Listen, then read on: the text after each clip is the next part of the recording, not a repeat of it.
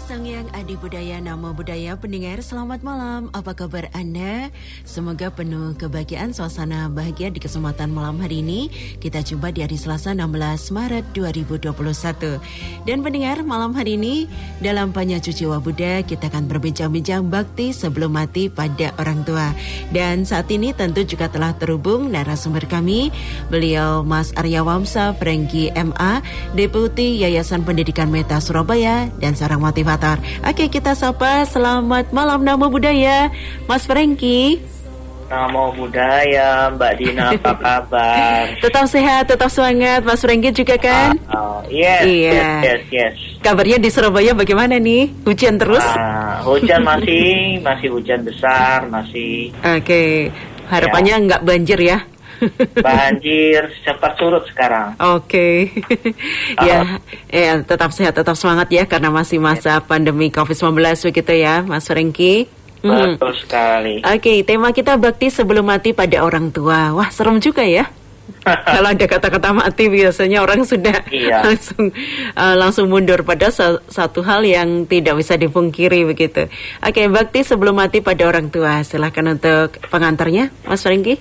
Baik, oke, selamat malam kembali saya ucapkan kepada Mbak Dina, kru dari RRI Pro 1 91.1 FM dan juga para pendengar yang luar biasa hadir pada malam hari ini. Saya teringat ketika kita di masa pandemi, di mana kita sering di rumah, kita dipertemukan lebih sering ya dengan orang tua kita.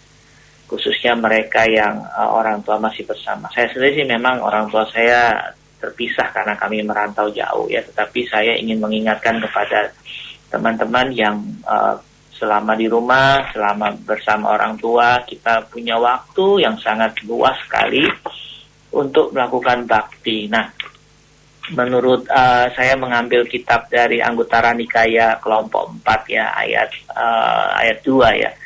Di sana juga Buddha menjelaskan bahwa bakti kepada orang tua itu tidak bisa kita bayar berapapun.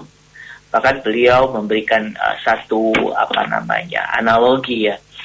Jika kita menggendong bahu sebelah kiri kita ibu kita dan bahu sebelah kanan kita itu ayah kita mengelilingi Gunung Semeru ya, gunung yang besar waktu itu di India. Lalu kita keliling setiap hari sampai 100 tahun pun itu belum bisa membalas budi baik dari para orang tua kita. Jadi oleh karena itu kita perlu tahu strategi, perlu tahu cara-cara mensiasati supaya bakti kita kepada orang tua kita itu terbayarkan, terlaksana dengan baik dan tepat. Jadi malam ini saya ingin membahas tentang hal itu sehingga kita punya pandangan yang baik agar kita tidak melakukan kegiatan yang sia-sia, khususnya dalam upaya mewujudkan bakti kita kepada orang tua kita, gitu Mbak Dina. Ya, baik. Lalu mungkin bisa disampaikan Mas, kalau bakti pada orang tua ini semasa mereka juga masih ada, begitu, apa sih yang sebaiknya kita lakukan gitu? Yes, nah ini dia. Ini pertanyaan memang saya mengundang untuk ditanyakan ya. Oke. Saya lanjutkan. Bahkan dalam Anguttara Nikaya itu Buddha menyampaikan bahkan kita memijat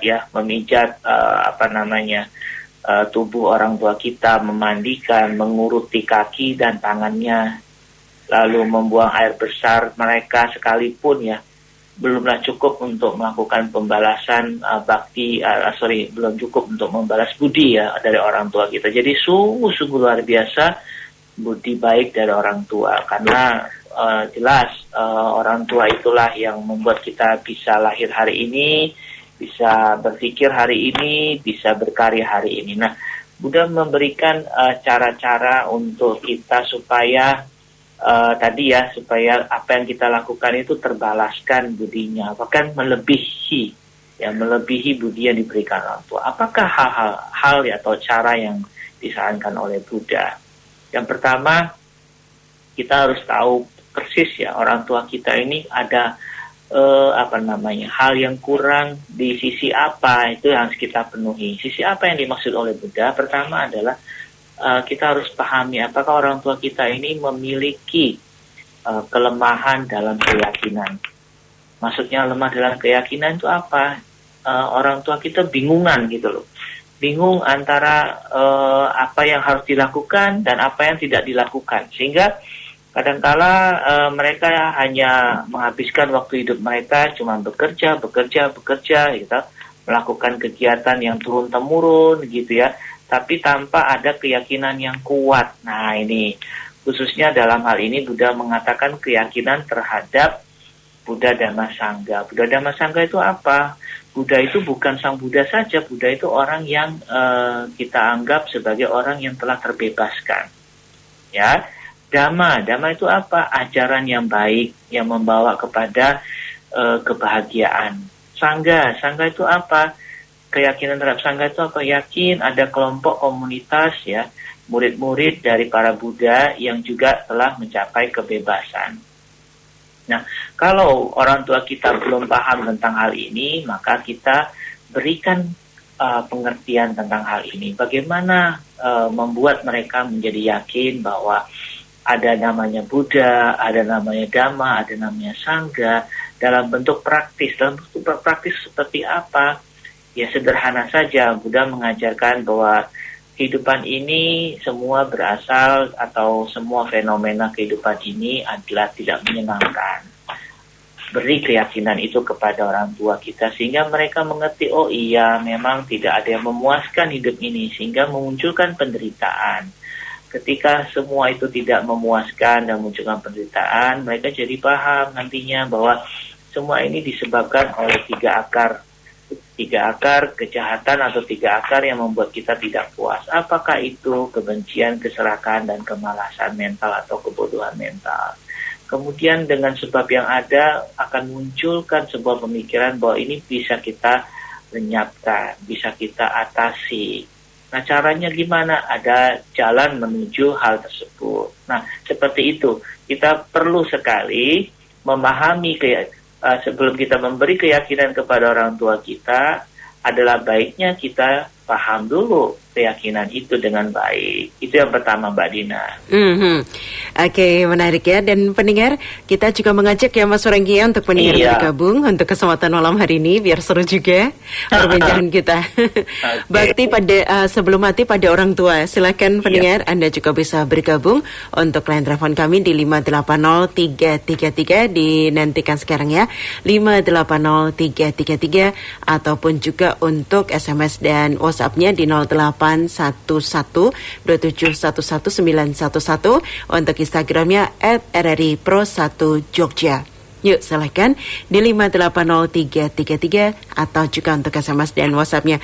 Oke Mas Franky, kita akan kembali setelah yang berikut ini dulu ya. Tetap terhubung ya.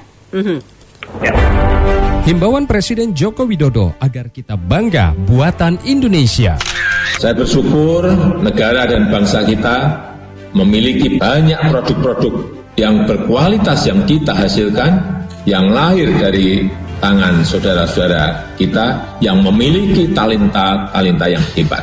Produk-produk industri kreatif kita bagus-bagus, desain dan kualitasnya tidak kalah dengan produk-produk luar negeri yang dihasilkan oleh para industri rumahan kita, para petani kita, para nelayan kita. Produk-produk ini harus menjadi kebanggaan kita dengan belanja di usaha kecil, dengan membeli karya-karya dan produk-produk Indonesia.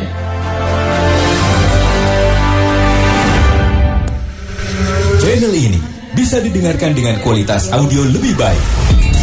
Download aplikasi RRI Play Go di smartphone. RRI Play Go, satu aplikasi untuk mendengarkan RRI se-Indonesia, siaran luar negeri, saluran musik Channel 5, menyaksikan siaran RRI yang divisualkan, RRI Net, informasi terakurat RRI Online, RRI 30 Detik, RRI Max, Beyond, dan Editorial Pro 3. Selamat datang di era digital RRI. Kini, mendengar, menonton, dan membaca berita cukup di satu aplikasi. RRI Playgo 91,1 Pro 1 RRI Yogyakarta, Kanal Inspirasi. Pendengar, untuk kebersamaan kita malam hari ini dengan satu tema, yaitu bakti sebelum mati pada orang tua. Bersama narasumber kami, beliau Mas Aryo Wamsa Franky MA, Deputi Yayasan Pendidikan Meta Surabaya, dan seorang motivator. Silakan Anda juga bisa bergabung untuk line telepon kami, bisa berdiskusi langsung dengan beliau Mas Franky di 580333, line teleponnya saya buka ya di 580333, atau untuk SMS dan WhatsApp-nya di nomor 081127111911 atau melalui Instagram di @RRI-Pro1 Jogja. Oke, masih terhubung Mas Franky? Yes, masih. Oke, masih terhubung. Nah, Mas Franky sudah ada yang bergabung, sementara ada dua nih ya yang sudah bergabung. Terima kasih Mbak Yanti di Jogonegaran. Bagaimana bakti pada orang tua yang telah meninggal? Yang ditanyakan, bagaimana bakti pada orang tua yang telah meninggal? Apa masih bisa dilakukan? Kemudian Ibu Nani, terima kasih pendengar setia kita Ibu Nani di Jakarta M5.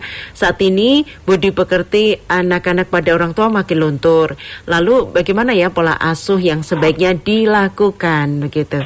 Mungkin ditanggapi dulu, silakan. Ya, baik. Yang pertama dari Ibu siapa? Mbak Yanti di Jogonegaran, Bu Yanti di Jogonegaran. Ya. Oke, Mbak Yanti. Oke. Memang orang tua kita yang sudah meninggal dan kita belum sempat melakukan banyak hal. Tentu kita bisa lakukan hal yang lain ya, dianjurkan oleh Buddha juga. Pada waktu itu ada kisah Raja Bicara kalau tidak salah cerita. Beliau seringkali mimpi buruk, Mbak Dina. Mimpi buruk seperti ada hal yang mengganggu, khususnya energi-energi yang memang tidak tampak ya. Dan ternyata mereka-mereka yang kesannya mengganggu itu adalah almarhum atau nenek moyangnya raja ini, seperti itu. Lalu beliau bercerita kepada Buddha dan Buddha akhirnya menyampaikan satu cara, yaitu melakukan pelimpahan jasa. Jasa kebaikan yang kita lakukan, kita limpahkan atas nama leluhur kita, atas nama orang tua kita yang sudah meninggal. Dan ternyata kalau secara metafisika, ketika kita berpikir atau memikirkan hal-hal baik ya, dan kita limpahkan atas nama orang tua kita, ternyata istilahnya energi itu membantu almarhum kita atau orang tua yang sudah meninggal itu menjadi lebih baik kalau tersampaikan ya. Kalau tidak tersampaikan pun setidaknya makhluk-makhluk yang ada di sekitar kita itu juga ikut merasakan kebahagiaan. Jadi kita mengirimkan energi kebahagiaan atas nama orang tua kita. Misalnya kita melakukan berkunjung ke panti sosial, memberi makan ke mereka, memberikan kebutuhan, tapi atas nama orang tua kita. Atau juga kita bisa berdonasi atas nama orang tua kita. Atau juga kita bisa mengunjungi para pertapa, lalu memberikan pindapata yang memberikan menyumbang makanan juga atas nama orang tua kita yang sudah meninggal. Itu sangat bisa kita lakukan untuk strategi ketika orang tua kita meninggal, begitu Mbak Dina. Oke, Mbak Yanti di Jogonegaran, itu yang bisa dilakukan ya. Jadi mungkin berbuat kebaikan tapi di atas namakan orang tua, seperti itu Mas Franky. Iya, betul sekali. Oke, untuk Ibu Nani bagaimana nih? Oke, Ibu Nani, anak-anak sekarang perilakunya gitu ya. Oke. Pola asuh yang sebaiknya dilakukan bagaimana? Betul sekali. Nah, Bu Nani, sekali lagi anak itu terbentuk karena lingkungan ya. Ya, karena sejak baby saya mengalami anak saya sendiri ya, saya lihat anak saya sendiri itu semua dia bisa melakukan hal yang dia lakukan hari ini itu adalah mencontoh dari orang tuanya paling dekat. Kita bisa katakan mencontoh dari orang tua, tapi juga bisa kita katakan yang paling tepat itu mencontoh orang dewasa yang ada di sekitar dia, atau mencontoh orang-orang yang terdekat dengan dia. Maksudnya terdekat itu bisa kakek neneknya, ya, bisa orang tuanya, bisa kakaknya, bisa tetangganya, seperti itu. Jadi bagaimana kita melakukan pola asuhnya yang tepat? Salah satunya kita harus menjadi teladan dulu. Ya, misal kalau kita mau jadi teladan dalam hal bicara, maka bicaralah yang pas.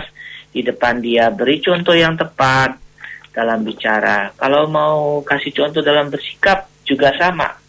Seperti itu. Jadi paling gampang adalah memberi teladan. Karena anak sekali lagi secara kosakata kalau kita terlalu banyak bicara, dia tidak tangkap dengan tepat.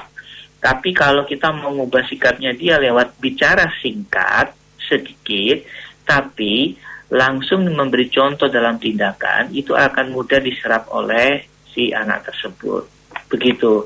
Jadi kata kuncinya beri teladan, Mbak Dina. Oke, artinya mengcopy ya sebetulnya ya. Iya, betul. Dari tindakan orang tuanya. Role model ya, menjadi role model begitu ya. Role model, betul. Oke, terima kasih. Nah, untuk yang akan bergabung pendengar, menarik untuk perbincangan kita malam hari ini. Yuk silakan bisa bergabung di 580-333-0274, 580-333, atau untuk SMS dan WhatsApp-nya di 081127119111. Silahkan untuk kebersamaan kita malam hari ini masih saya nantikan ya. Terima kasih untuk Nendra. Mas Nendra, di Godean, apa ritual bersujud kepada orang tua masih relevan dilakukan? Apakah ritual bersujud kepada orang tua itu masih relevan dilakukan? Kemudian Mbak Yolanda di Sleman, sering dijumpai anak-anak yang selalu menuntut orang tuanya menjadi manusia yang sempurna dalam berbagai hal. Tapi setelah dewasa dan menikah, anak-anak sibuk dan tidak ingat orang tua. Apa selalu begitu? Silakan. Oke. Nah, untuk penanya yang ketiga ini berarti ya. Oke. Mas Nendra di Godean, iya. Oke. Mas Nendra ini terkait dengan apa tadi? Ritual bersujud kepada orang tua. Iya. Ritual bersujud itu adalah upacara atau seremoni seperti itu memang baik ya untuk melakukan atau membuat pikiran kita muncul rasa bakti ya. Tapi itu bukan jawaban bakti yang sesungguhnya ya. Karena sekali lagi pengkondisian memang penting, pengkondisian ya kalau saya bilang ya. Jadi upacara ritual itu sebutnya pengkondisian supaya kita memunculkan ada orang yang dituakan, ada orang tua yang memberi yang sangat banyak budi kepada kita. Itu bisa kita lakukan. Namun kalau menurut saya yang lebih luas lagi adalah kita bisa lakukan itu bukan hanya pas momen-momen tertentu saja.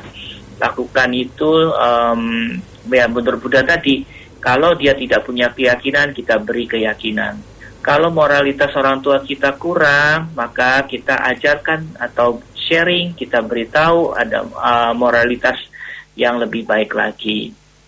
Lalu yang Buddha katakan yang ketiga adalah kalau orang tua kita kikir, ajarkan dermawan, ya, bagaimana menjadi dermawan. Yang keempat, kalau orang tua kita bingungan, tidak bijaksana, ya kita mulai ajarkan bagaimana, bukan ajarkan sih tepatnya, kita sharing lah.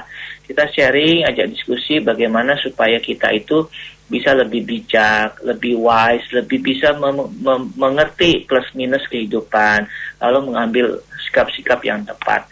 Nah, tuntutan ini memang sangat-sangat ditentukan keberhasilannya jika kita sendiri melakukan. Nah, ini penting juga ya.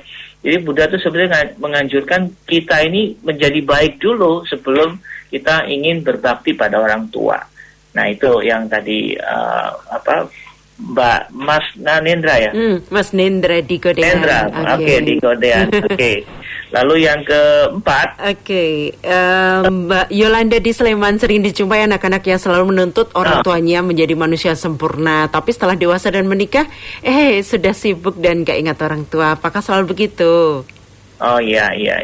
Nah, kalau perihal itu memang semua dikembalikan kepada pribadi masing-masing. Cuman yang saya perlu garis bawahi adalah kadangkala kita ini sebagai orang tua, ya sekali lagi kita seringkali kita banyak menuntut tapi lupa berbagi. Ya, ini penting.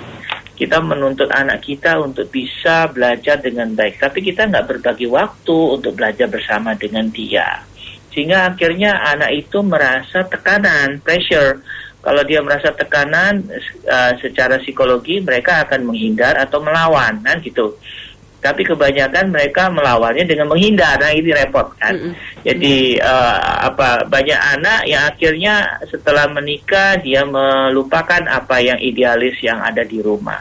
Karena apa? Karena idealis itu baru baru sebuah wacana saja, tidak menjadi sikap, tidak menjadi nilai-nilai yang menjadi kebiasaan. Nah, supaya itu menjadi nilai-nilai yang praktis dan bisa diterapkan dan akhirnya bisa terbukti, maka sekali lagi kita sebagai orang tua tidak hanya menuntut, tapi ayo kita berbagi, berjalan bersama mereka, beri waktu kepada mereka, kualitas waktu yang baik, beri perhatian yang tepat, sehingga sekali lagi yang kita didik ini manusia, bukan sebuah robot atau mesin yang tinggal diprogram dia jalan, seperti itu, Mbak Dina. Artinya mungkin juga salah satu hal orang tua harus introspeksi bahwa kadang terlalu banyak pressure begitu atau Iya, betul sekali. Kadang-kadang kita ini orang tua dituntut oleh orang tua kita sebelumnya, kita balas ke anak kita. Nah itu loh, secara tidak sadar kita ini ternyata melanjutkan dendam begitu. Cuman kalau dulu mungkin dengan fisik, tapi kali ini lebih ke verbal, lebih ke tekanan begitu. Ya, okay. Betul sekali. Ini hati-hati ya. Oke, terima kasih Mbak Yolanda di Sleman, dan pendengar masih kebersamaan kita dengan satu tema pada malam hari ini, yaitu bakti sebelum mati pada orang tua ya. Bagaimana upaya kita untuk bisa berbakti pada orang tua? Barangkali ada tips yang juga bisa di-sharing bersama narasumber kami, beliau Mas Franky. Yuk silahkan Anda bisa bergabung di 580333 ataupun SMS dan WhatsApp-nya 0811271111 atau bisa juga melalui Instagram RRI di @RRIPro1Jogja. Nah, terima kasih untuk Mbak Veronica di Gedong Kuning. Mbak Veronica di Gedong Kuning. Ini menanyakan tentang karma buruk, Mas. Apakah karma buruk anak yang tidak berbakti pada orang tua? Apakah hidupnya jadi nggak bahagia begitu? Langsung ditanggapi mungkin? Silakan. Oke, Mbak Veronica ya. Oke, kalau kita nggak berbakti, kita bukan menanam karma buruk sebenarnya, tetapi kita tidak menanam karma baik. Itu yang harus dicatat. Okay. Jadi tidak berbakti yang penting satu, tidak bermusuhan, ya kan? Tidak berbakti yang penting satu, tidak melawan, atau bahkan sampai akhirnya melukai sehingga melukai hati atau membunuh orang tua. Nah ini yang namanya karma buruk. Ya, tapi kalau tidak berbakti cuman karena kesibukan sendiri, ya karena karirnya, karena pokoknya waktu itu jadi tersita untuk pribadinya gitu ya. Ya itu bukan berarti kita melakukan karma buruk, tapi kita tidak menanam kebaikan. Karena apa? Kalau kita berbakti kepada orang tua, kita menanam kebaikan, karma baik kita besar buahnya. Karena bakti terhadap orang tua itu memberikan kekuatan kepada kehidupan kita supaya lebih berkualitas, seperti itu Mbak Dina. Oke, Mbak Veronica, mudah-mudahan puas ya, sudah ditanggapi. Satu lagi Mas yang bergabung, ini dari Mas Faris yang ada di Seturan. Jadi ingat nama-nama jalan di Jogja. Mas Faris di Seturan. Ada anak yang memasukkan orang tua ke panti jompo, dan ternyata ini menimbulkan pro dan kontra. Bagaimana sebaiknya? Nah, silakan. Ini menarik nih Mas. Oke. Menarik sekali panti jompo. Saya sebagai anak pun seringkali, bahkan kami sudah berdiskusi sama orang tua dalam kondisi yang tepat ya. Sekali lagi saya tanyakan kepada orang tua saya, apa kalau meninggal mau dikubur atau dibakar? Oh, dibakar aja supaya kalian tidak repot, abunya dilarung, sisanya kalian mau simpen boleh. Oh baik, ya kan. Jadi harus ada diskusi, jangan tiba-tiba dimasukkan ke panti. Ini seperti kita sekali lagi ya, karena kita waktu kecil juga dianggap manusia. Maka ketika kita besar, orang tua kita sudah sepuh atau tua atau renta, juga manusia. Mereka tetap punya perasaan, punya hati, punya emosi gitu ya. Maka ada baiknya ditanyakan. Jangan sekonyong-konyong masuk ke panti, ini yang tidak bagus gitu ya. Tapi saya tidak mempro atau kontrakan masalah panti asuhan atau panti orang tua ya. Tapi yang paling penting adalah diskusi. Kadang ada orang tua yang sendiri yang memutuskan, sudah kalian kan sedang sibuk. Biasanya di Pati sudah ada mbaknya, ada yang ngurusin, per bulan tinggal kalian bantu, misalnya seperti itu. Fine-fine aja. Karena di banyak negara maju pun, panti orang tua itu penting supaya mereka lebih sehat, lebih terperhatikan. Sebab di negara berkembang, ketika panti orang tua tidak bagus dikelola, biasanya banyak orang tua yang meninggal di rumah karena jatuh, karena tersungkur, karena tidak mendapat suplai gizi yang tepat. Nah, ini juga berbahaya. Jadi kata kuncinya, ayo aja diskusi, ngomong baik-baik maksudnya. Jangan sampai orang tua kita tersinggung, seperti itu. Oke. Artinya memang diajak berbicara dulu bagaimana sebaiknya begitu ya. Betul. Karena kadang kalau misalnya di rumah kemudian tidak ada yang merawat begitu, kasihan juga ya. Kasihan juga, malah bikin susah kan gitu. Mas Waringgi, tapi ada anggapan minor yang kemudian mengatakan bahwa anak ini tidak berbakti dengan memasukkan orang tuanya ke panti jompo, padahal tidak tahu yang menjadi latar belakang bahwa sudah ada diskusi. Nah, ini bagaimana? Ya biasalah, kita ganti bedak aja orang ngomongin, kita ganti kacamata aja orang ngomong, itu biasa kalau omongan itu. Tetapi sekali lagi yang kita pentingkan adalah antara kita sama orang tua kita. Oke. Ya, baik, untuk Mas Faris di Seturan mudah-mudahan puas. Oke. Masih ada waktu untuk yang mungkin akan bergabung di kesempatan malam hari ini. Tema kita bakti sebelum mati pada orang tua begitu ya. Nah, Mas, yang menarik tadi Mas Waringgi sampaikan menggarisbawahi terkait diskusi begitu ya. Diskusi dengan orang tua. Kadang-kadang ada suatu obrolan yang justru malah situasinya semakin memanas begitu, semakin meningkat. Nah, bahkan kadang-kadang berakhir dengan pertengkaran. Menyikapi ini bagaimana, Mas? Silakan. Ya, kita yang waras ngalah, itu slogannya. Saya senang sekali slogannya dari budaya Jawa, sing waras ngalah kan. Ya, antara dua pihak itu siapa yang paling waras? Ya ngalah aja, diam dulu. Khususnya anak ya yang lebih muda. Ya wis, kalau orang tua nggak siap dengarnya berarti kita belum tepat kondisinya. Ya diam aja. Ya ikuti yang dia mau, karena kehidupan dia adalah milik dia. Gak mau aku, pokoknya aku mau di rumah aja. Ben, biar mati di rumah gak apa-apa. Kalau kamu sibuk gak apa-apa. Ya udah, dengerin, pelan-pelan, wujudkan dalam sikap. Karena banyak sekali orang tua tuh berubah sikap bukan dari diskusi ternyata, Mbak Dina. Dari sikap kita, pendekatan kita. Persis kalau kita mau menikah tuh loh. Ya, menikah dengan calon mertua kita itu kan liatin kita mau sebelum menikahi anak gadisnya toh. Bukan lewat diskusi, tapi dilihat, oh ya anak ini bagus, ya tak lepas kan, ngono gitu Mbak Dina. Oke.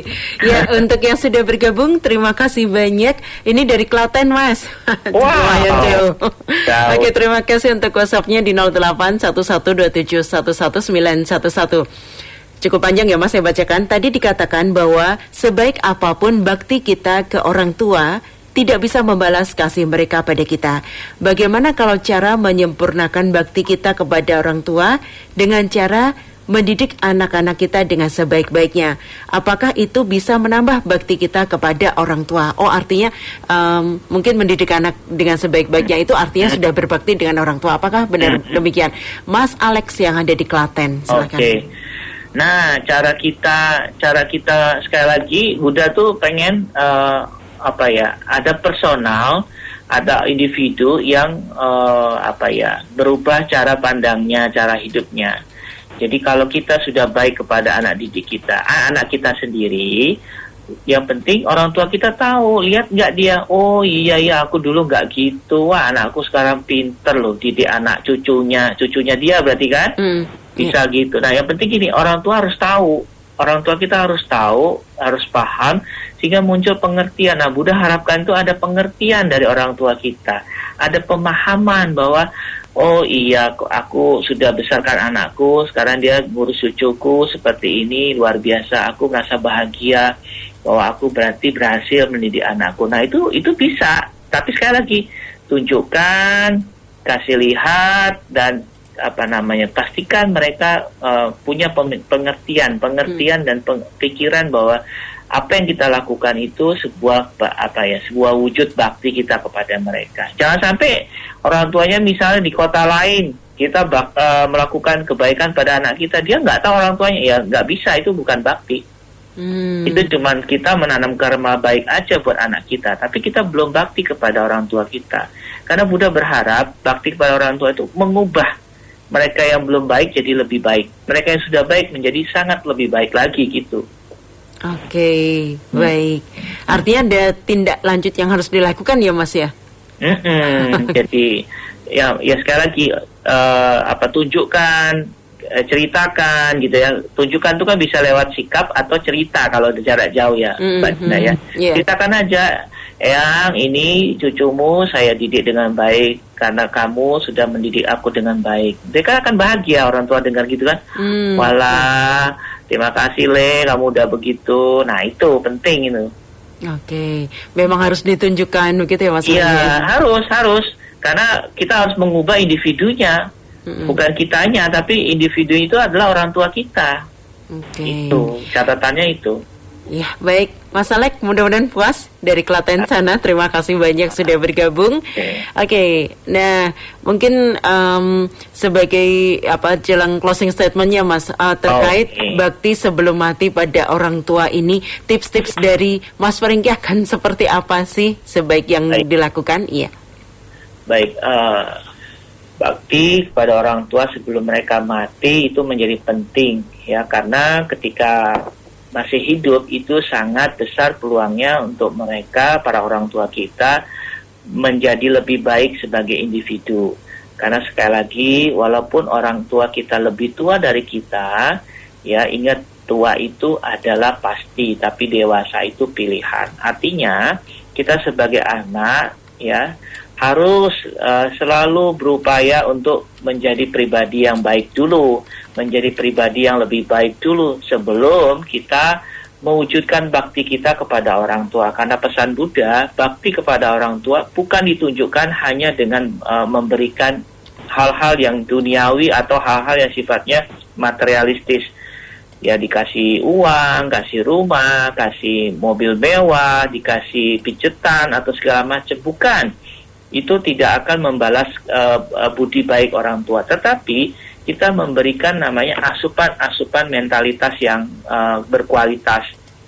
Yang pertama adalah asupan tentang keyakinan. Orang tua kita sudah punya keyakinan belum tentang hal yang baik, hal yang benar? Kalau belum, beri dia. Orang tua kita sudah punya moralitas yang baik belum? Ya, kalau belum, beri dia. Orang tua kita sudah dermawan belum? Kalau belum, ajarin dia, ajak dia dermawan. Yang terakhir, orang tua kita sudah punya kebijaksanaan belum? Kalau belum, ayo bareng-bareng dengan orang tua kita belajar. Nah, oleh karena itu, supaya kita menjadi anak yang berbakti, kita seharusnya memang kita patut untuk mengembangkan batin kita terlebih dahulu.